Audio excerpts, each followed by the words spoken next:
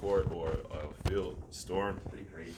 I remember when they was recruiting me, it was a year that they beat OU when Trae Young was on the team, and they swept Kansas.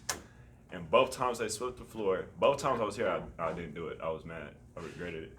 I should have done it.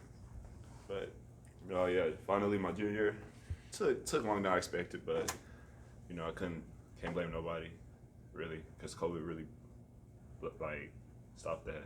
Because last year we beat Kansas, I know we would have stormed the court then. But it's more fun for you because you can see over everybody. Oh yeah. It gets a little scary whenever you're just at height with everybody. Oh yeah. I said, brother, yeah, for these people, man, it looks like a long way down. For me, it's like nothing. I said, yeah.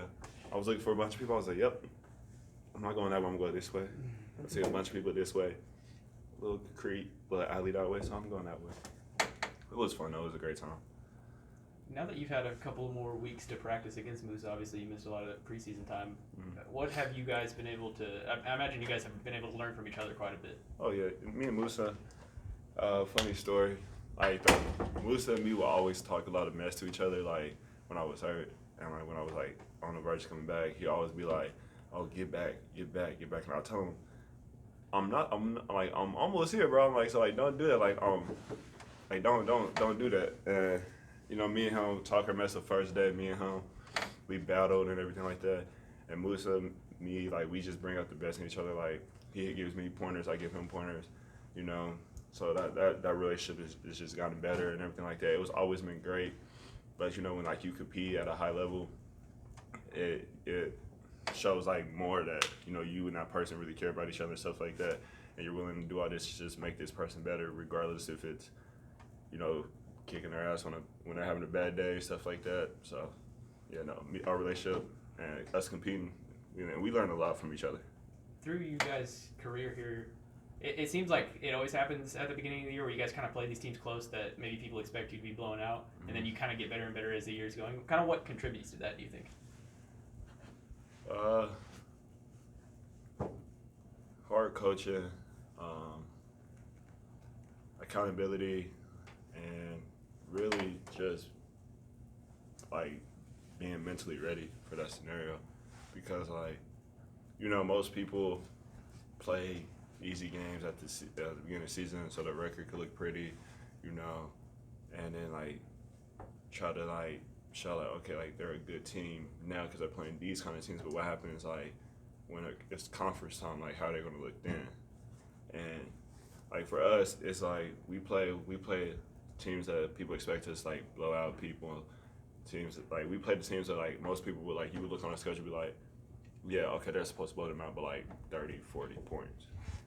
But then there's some get, but then like to us it's like, okay, some teams like it's kind of hard because I don't want to make it seem like, you know, we think like, okay, we just gotta dominate somebody, but like sometimes you think that, but then there's times where like you look at like even that team that you're supposed to dominate, you gotta learn in so many ways because those are the ones where like it's gonna contribute and help more to when like you gotta play like a Wichita State, like a Houston, like conference team, stuff like that. Like you gotta be so disciplined on those games because then when those tougher teams come out, like teams you play on your conference or your schedule, really, it shows a lot. Like it shows like, okay, were they really just like BSing around on this?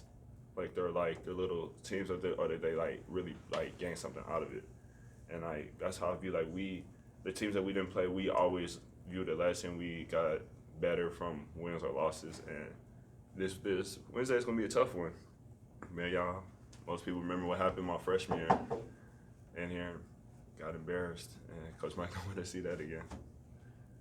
It feels like Keelan can get almost any offensive rebound that he really puts his mind to getting. What makes him so good on the offensive glass, do you think? One, he's skinny, you know, he's skinny, so it's easy for him. But like, as his brother, and I know this because this is why like, and he hates me when I say this, but like back in high school I used to do this all the time. He's so good at like just seeing the ball. Like he'll wait, he'll like creep into the 3-point line, wait, see where the ball bounces to, and then take off and hit you like with a little juke, something like that, spin, and go get it. Because most people, what they'll do is they'll hit and turn their head, like turn the body to just box that person. Like Key sometimes just doesn't care. He'll swim through, juke everything. So he's so good at that because like he just knows the timing. He sees the ball. He notices where the ball's gonna bounce to and everything like that. He just makes sure if he gets there, he got to. But me personally, I just face box him out. I don't even go for the rebound. I literally look at him, do this. Yeah, no, you're not going nowhere messing with me. Is it like that Dennis Rodman gif with him, where he's? I won't give him that. I won't give him that. No, I wouldn't give him that. That's probably the best offensive. No, he really was. He was the best offensive rebounder in the NBA. Rebounder in general, I think, in my opinion. So you can't. That's too much credit. All right. You gotta keep him humble. Yeah. No. For you all, sorry, go ahead.